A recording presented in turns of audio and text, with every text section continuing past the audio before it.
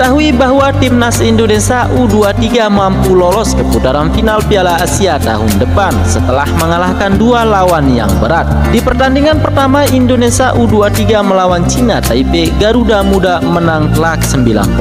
Lalu di pertandingan kedua, timnas Indonesia U23 menang atas Turkmenistan skor 2-0. Sehingga hasil ini mengantarkan timnas Indonesia U23 lolos ke putaran Piala Asia U23 yang akan berlangsung di Qatar pada tahun 2024. Kedua gol skuad Garuda Muda dicetak oleh Ivar Jenner dan Pratama Arhan di pertandingan terakhir melawan Turkmenistan.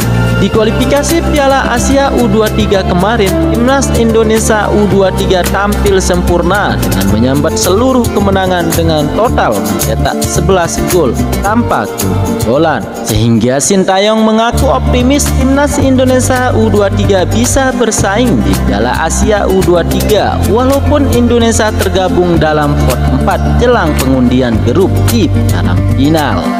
Tim nasional Indonesia lolos ke putaran final Piala Asia 2023 di Qatar 12 Januari sampai 10 Februari 2024. Skuad Garuda harus memulai perjalanannya dari babak playoff untuk kembali tampil di ajang tersebut. Namun sebelum berlaga di pertandingan Piala Asia, timnas Indonesia harus berlaga di kualifikasi Piala Dunia 2026 zona Asia.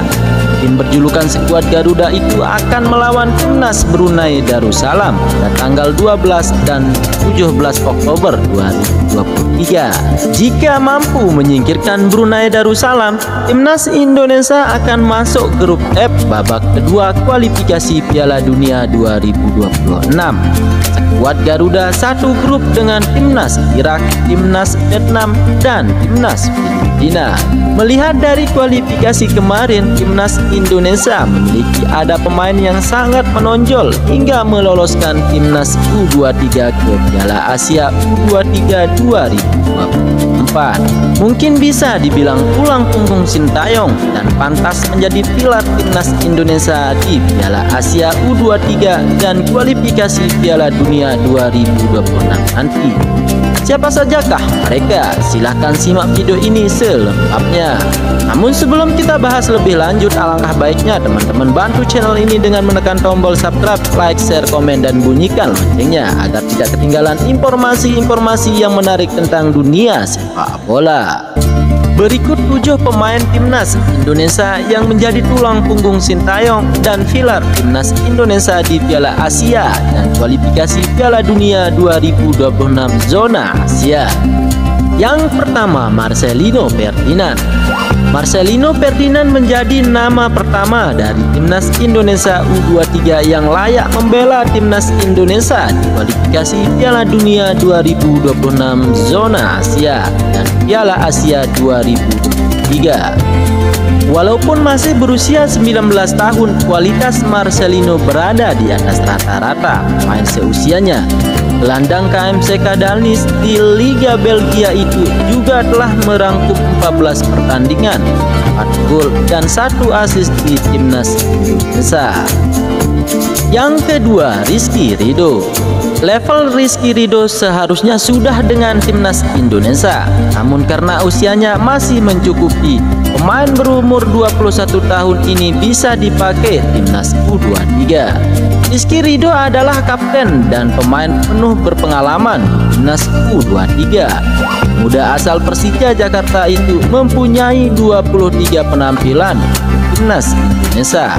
Ia juga kerap menjadi tandem Jordi Amat di lini belakang. Yang ketiga, Pratama Arhan. Pratama Arhan menjadi pemain dengan jam terbang paling tinggi di timnas U23. Bek berusia 21 tahun itu telah mencatat 31 penampilan, 3 gol dan 8 assist dengan timnas Indonesia. Sama seperti Rizky Ridho, Arhan adalah langganan timnas Indonesia, namun umurnya masih masuk untuk membela timnas U23. Ia bakal bersaing dengan Sehni Fetinaman, pos bek sayap kiri. Yang keempat, Elkan Bagot. Kualitas Elkan Bagot tidak perlu diragukan lagi. Bek berusia 20 tahun itu adalah anggota dari peserta EFL Champion atau kasta kedua Liga Inggris di Preston. Elkan Bagot juga telah merangkum 20 partai untuk timnas Indonesia. Jika Sintayong menerapkan pakam 3 bek palang pintu berpostur 194 cm itu sudah pasti mengunci posisi tengah kiri. Yang kelima, Hernando Ari Sukaryadi. Sintayong masih suka merotasi kiper timnas Indonesia.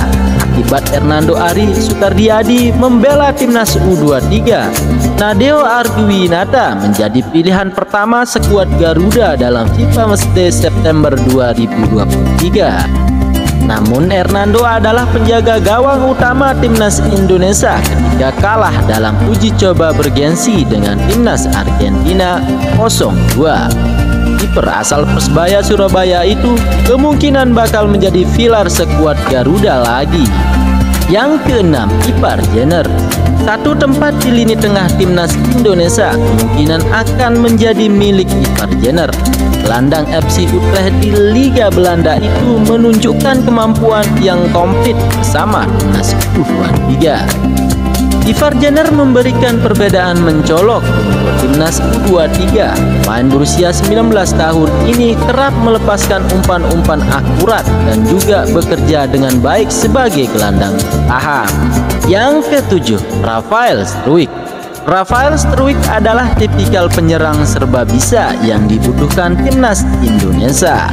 Pemain ADO Den Haag di Liga Belanda itu bisa ditempatkan di mana saja.